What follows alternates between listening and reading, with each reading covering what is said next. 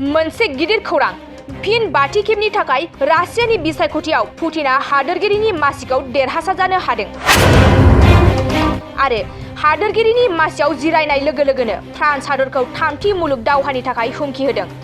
फिन बाथि खेबनि थाखाय पुतिना हादोरगिरि जादोंमोन आरो बिसायख'थियाव देरहासार जानाय लोगो लोगोनो थामथि मुलुग दावहानि थाखाय हुमखि होदोंमोन। पुतिना गोबां बहरनि फारागथियाव देरहासार जायो आरो रासियानि हादोरगिरिनि मासियाव जिरायफिननो मोनो। पुतिना 88% बहरजों बाथि खेबनि थाखाय हादोरगिरिनि मासिखौ देरहादोंमोन। पुतिना 2003 मायथाइनिफ्रायनो हादोरगिरिनि मासियाव दासिम जिरायनानै दं आरो फिन बाथि खेब हादोरगिरि मासियाव जिरायनाय लोगो लोगोनो पुतिना मुलुग दावहानि थाखाय हुमखि होदों। जुदि नाट'आ रासियानि हेंथायै दावहा जागायजेनो अब्ला थामथि मुलुग दावहाया रोखा होननानै हुमखि होदों रासियानि हादोरगिरि पुतिना। माखासे सान सिगां फ्रान्सनि हादोरगिरि इमानुएल मेक्र'ना रासियानि हेंथा दावहाखौ मुंख'ग्रोदोंमोन। इमानुएल मेक्र'ना इउरपनि हादोरखौ दावहानि थाखाय थियारि जानो खावलायदों।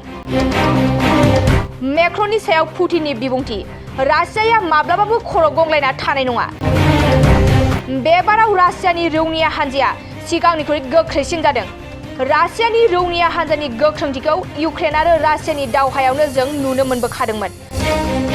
दासिमबो रासियाजों गाग्लोबजानानै मोजां थासारियाव फैफिननो हायाखै इउक्रेना।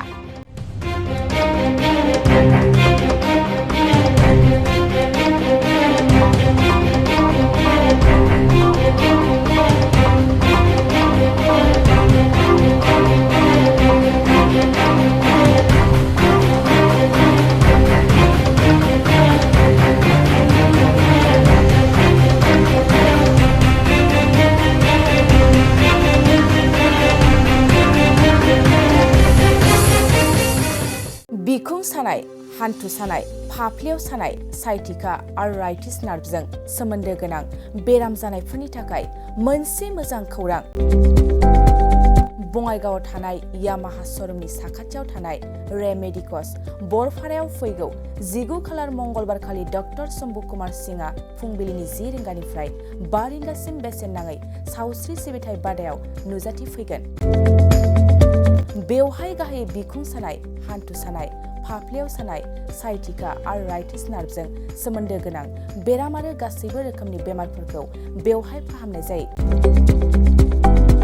रेबथुम एबा मुं थिसननो थाखाय 100 रां लानाय जागोन।